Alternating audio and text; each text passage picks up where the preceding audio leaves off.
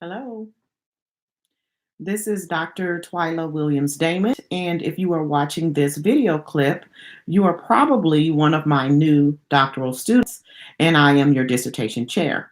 So I would like to take this opportunity once again to tell you welcome, if I have not also already done so in the forum, and to tell you that I am looking forward to the next couple of weeks when we will be working together.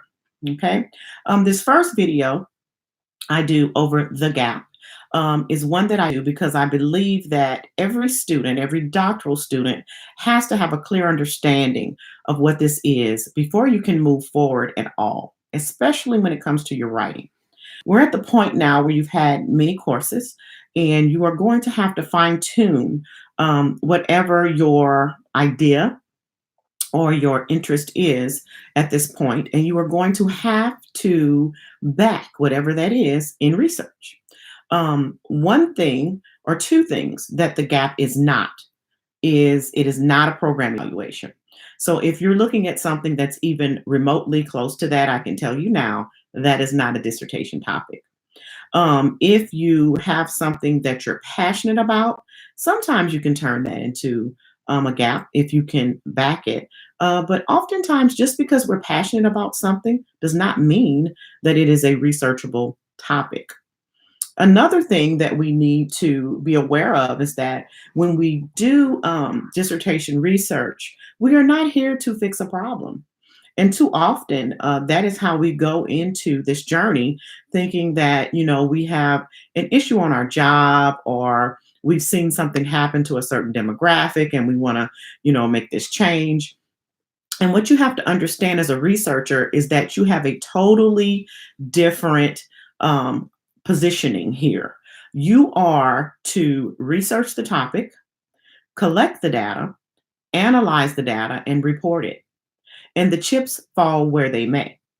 Those who will benefit from it or get consequences from it can take the information that you find and then they can do with it what they desire to do so.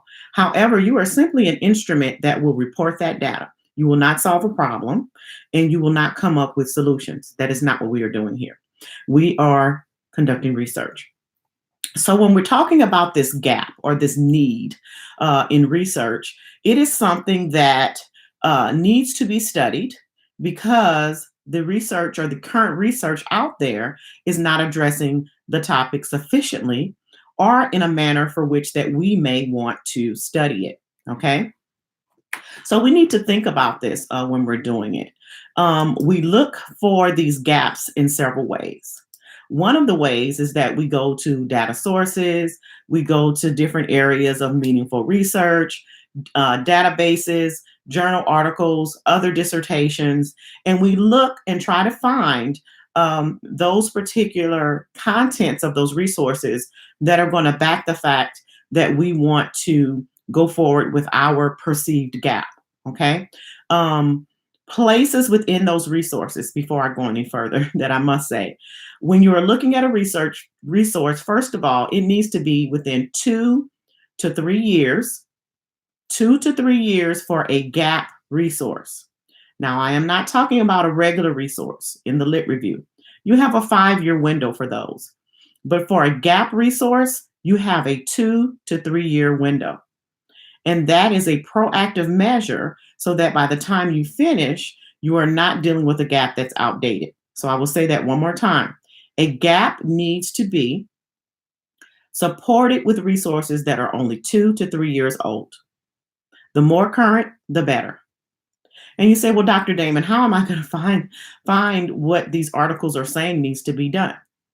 Well, the first place you go, after you skim the resource, of course, and make sure that it's applicable to the topic that you're looking at, is you go to the implications for future research. Now, those are usually at the end of the resource.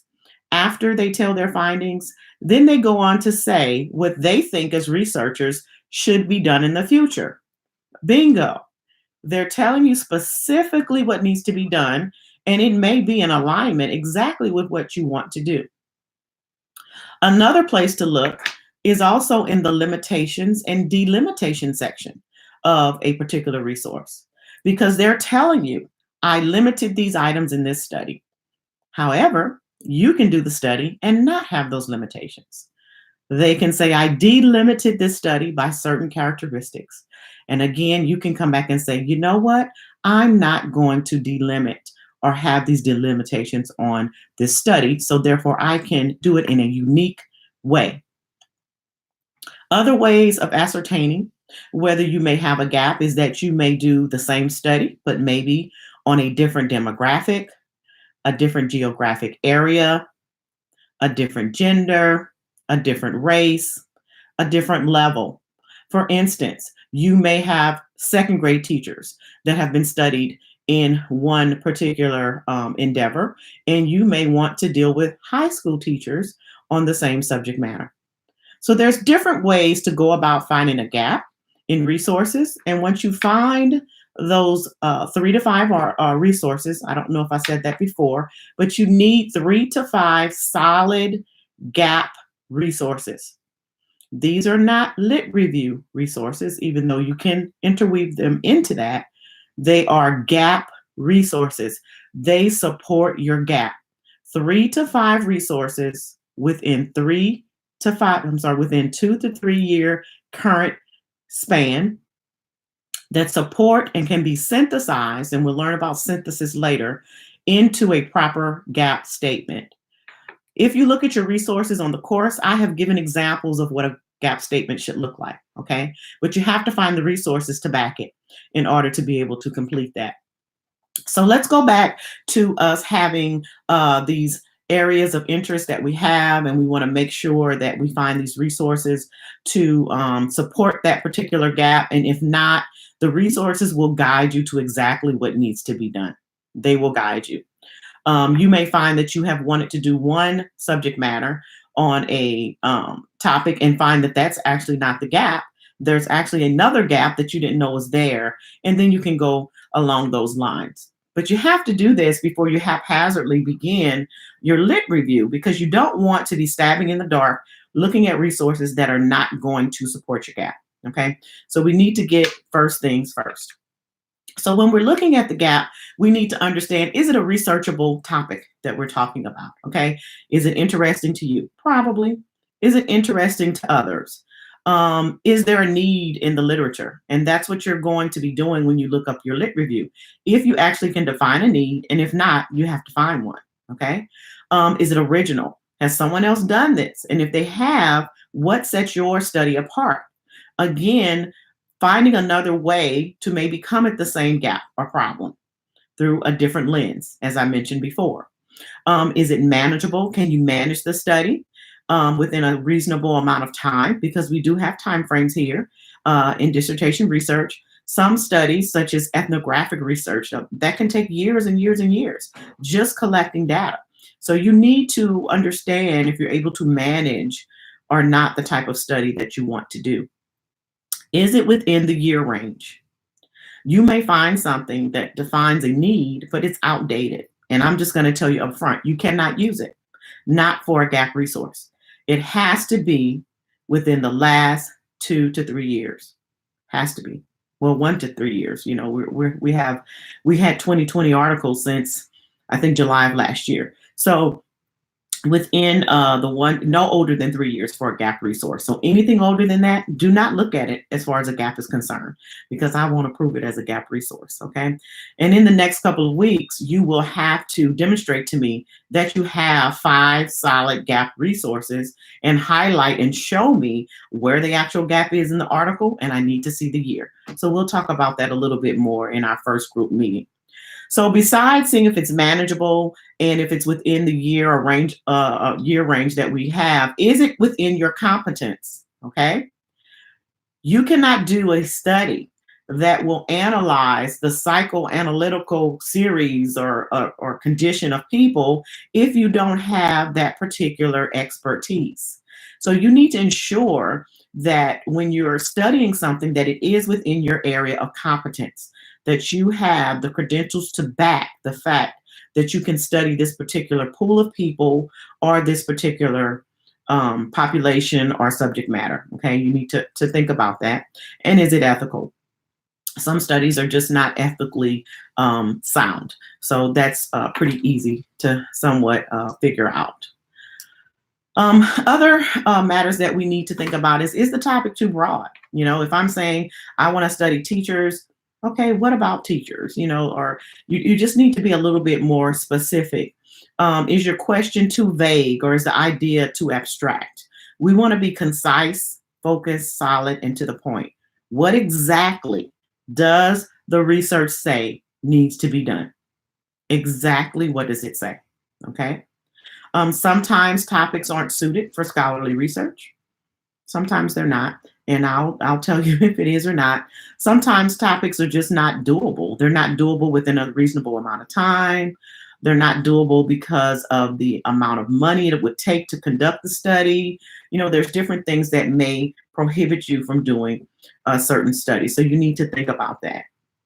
And we need to make sure that it's clear, because if your topic is not clear, and it's not worthy of gap status, and it's not grounded in the literature. It has to be grounded in the literature. If it's not, then we cannot use that as a gap resource. Okay. So there's some things that you need to ask yourself. Okay, when you're thinking about a gap. Okay, is it within the last 2 or 3 years in the literature? Can I find resources that back that? Will it fit the purpose of the study, or will it advance something? Will it inform a profession? Will it inform a certain population or group of people? Is anybody really interested in it? You know, does anybody want to know this? You know, will it help funding agencies? Will it help the government? Will it help future employers, future districts? These are things that we need to think about. Is it practical? And is the theoretical framework that we would have to attach to it, is it appropriate or not? You know, we need to think about that. Okay. Does it have the potential to have positive impact? Because we want to be, we learned, especially in our research endeavors, we want to transform, you know, so we want to do that through our research. What types of transformation can come positively, because we always want to be a positive force in doing this particular type of study. Of course, we need to think about, is it original? Will it contribute and advance the body of knowledge in that subject area? Okay, is it ethical? I said that before. Manageable? I said that. In your range of competence. So I'm kind of just reiterating some things to think about when you are speaking about the gap. I will do another series, which will be on the lit review. I will also do one on the problem statement and also one on the purpose statement to help you with those areas. But by far, the starting point would be the gap, because if you cannot find that gap, you cannot thoroughly finish your lit review. You have to find the gap to know what articles to even search for when you decide to do your lit review. So until we meet again, I will post another video on the next section, and we will discuss this further in our next group Zoom meeting.